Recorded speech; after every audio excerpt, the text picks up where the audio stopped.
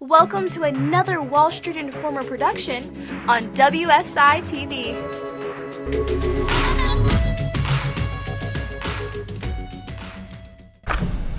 All right, welcome back into another episode of WSI TV. I'm Sean Bauer, Chief Editor of Wall Street Informer on wallstreetinformer.com. I'm joined again today by Jordan Bishop, Market Analyst. How are you today, Jordan? I'm doing great, Sean. Thanks for having me. Yeah, of course, absolutely. Now today we actually have a very sad episode of WSI TV. Sad for you, not for me, Sad but we'll get for into me. it. This is the first time we're getting results for our versus, our first round where it was you and I pitted against each other. Mm-hmm. We each chose one stock, 2-week time period to see which stock performed better. And unfortunately, you ended up on top. Yeah, there. I got the win on that one. I mean, my pick CNNX, it looked beautiful right there, you know. Yeah. It's sitting right on that trend line, looking like it was about to bounce, and that's no discredit to your pick, Sean, but yeah, for sure. You know, that's the way of the stock market. You can go either way, no matter how well it looks like it's going to do. Of course, yeah. I mean, it's just, again, a testament to how we pick stocks, how easy that was for you, because that was almost 5% gain in two weeks. Yeah, which is a nice little profit you can run away with. And, you know, I mean, it still looks like a good stock. We're only cutting it off here because we gave it a 2-week time period. Right. We're going to move on to our others a little later on. But, exactly. You know, 5% in 2 weeks, you couldn't, you know, I mean, you can't ask for that from the bank. It's not going to happen, you know. Oh, absolutely. That'd be a great yearly return. Exactly, you know? Exactly right, yeah. And like you said, it still looks like a fantastic stock. Exactly, so yeah. It still gains. looks good, and you know, it's had positive momentum, and it's, you know, it looks like it might continue that way, but you know, we'll move on. Yeah, so congratulations. I'll try to not be a sore loser, but I probably will anyway. We'll see about that. All right, and on that note, that actually brings us to our first round with the Wheel of Misfortune that we put together. Yeah, so we introduced that last week. You know, we spoke about all the doom and gloom of the punishments, and you know what you would have to do. Right. Exactly. So yeah, since I'm the loser, you're gonna go ahead and throw the dart on our Wheel of Misfortune. Right? Yeah, we'll go get that done right now. All right, let's go do it. All right, so as you guys know, I beat Sean in the versus section I got the very first notch under my belt, and I feel good about it. So we're about to find out what his punishment is going to be for the next episode. All right, here we go. What do we got there? Ice bucket challenge. Oh no. I was aiming for lemon liquor, but you know, they're all good, so we'll go with that one. All right, we'll get it done. All right, as you saw right there, I threw the dart, and Sean was inflicted by, or will be inflicted next week by, the ice bucket challenge. Right, yeah. I'm gonna get a nice big tub of ice and throw it over his head.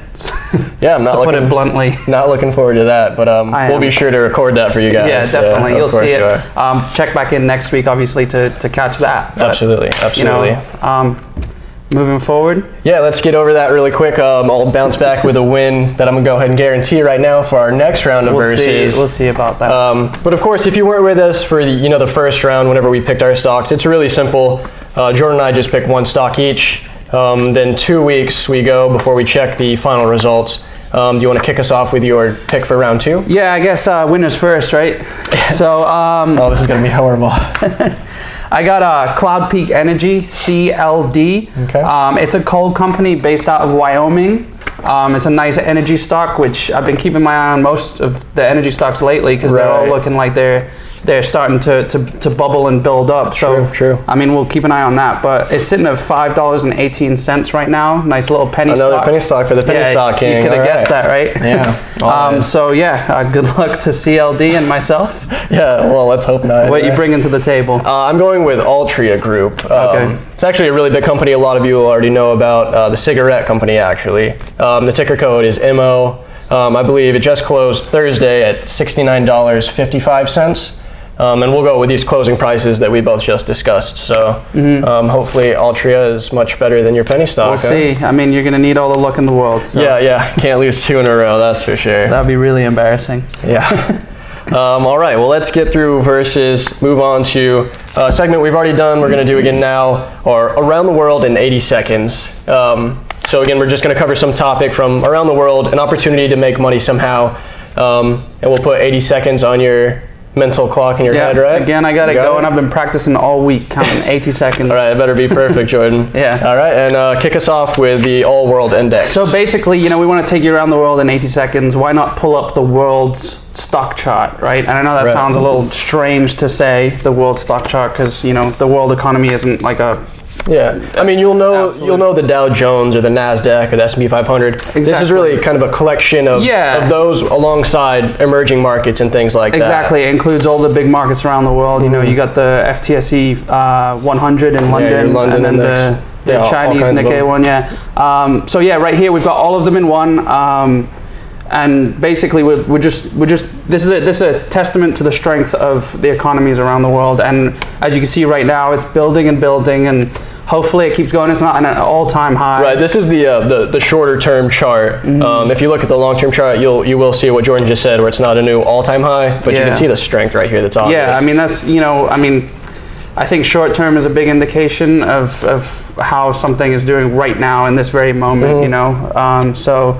It's, there it is. Check it out. The ticker is $FAW. Right. If you're ever curious about what's going on globally. Yeah, and just real quick, that's our blue line that we drew in there, just to show you that strong trend underneath. One thing I actually noticed today is that, while you look at the S&P 500 or the Nasdaq or something, it looks like those indexes, while they are major indexes, it looks like they have some room to come back for a healthy pullback. Of course, yeah. This one with its trend line, it looks like it's almost there already. So it might be preparing for another bounce again and on its way up. So I mean, whether that's an indication of our stock markets here in America building up strength, we'll wait and see.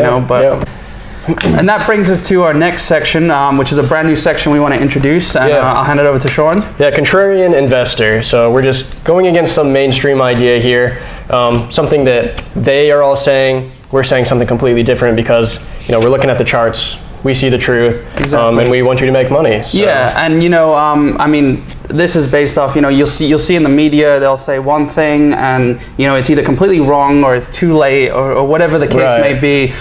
For this point, we want to bring to your attention the fact that the media stated that the Trump presidency would kill tech stocks, right? Technology stocks, and there's 4 big ones of those that drive the Nasdaq's price up. The Nasdaq is a big tech index. It has multiple different types of stocks in it, but at least right now it's heavily driven by technology stocks. Yeah, and these FANG stocks that you're talking about here specifically are really what everybody's referred to as the driving force for this entire bull market over the 7+ years. Absolutely, and you'll see that's reflected in their prices. I mean, they're all like heavyweight. $800, $900 stocks or whatever, and it's comprised of Facebook, Amazon, Netflix, and Google.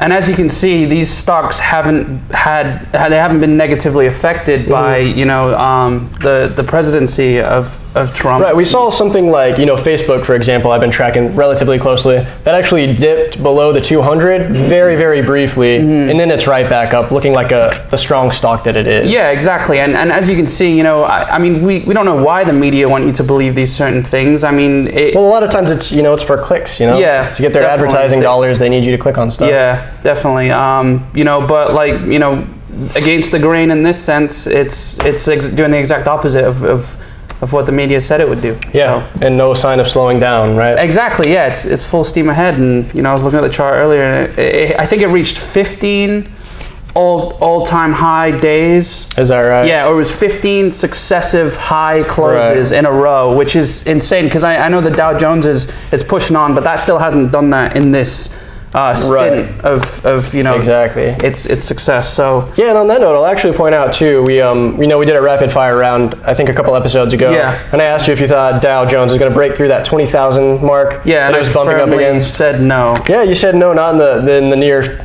In the near future, you're exactly right. It's still down in that box. Where it's threatening it, but it's exactly like you said. That one day we mentioned it got within a point, which was crazy. I feel like the stock market held its breath and pushed. Yeah. But it just didn't get over, and and it keeps coming down towards the 19,750 or near about line. Right. Which is where it's at right now. I think it closed lower than it has been a little while. Yeah. Now I'm starting to think maybe it's pulling back to gain some steam. And then finally make that breakthrough. Yeah, eventually. I mean that's what it needs. There was no way it was ever going to break that 20,000 mark without getting that spring. It was really overbought, right? It was exactly. So that was a great call by you. Yeah. So. All right. All right, well, that's going to be it for this episode of WSI TV. As always, I want to thank you for being with me, Jordan. Yeah, thank you for having me, Sean. It's always fun. Of course, thank you, the viewer, for joining us again for another episode, and we will speak to you next time. Cheers.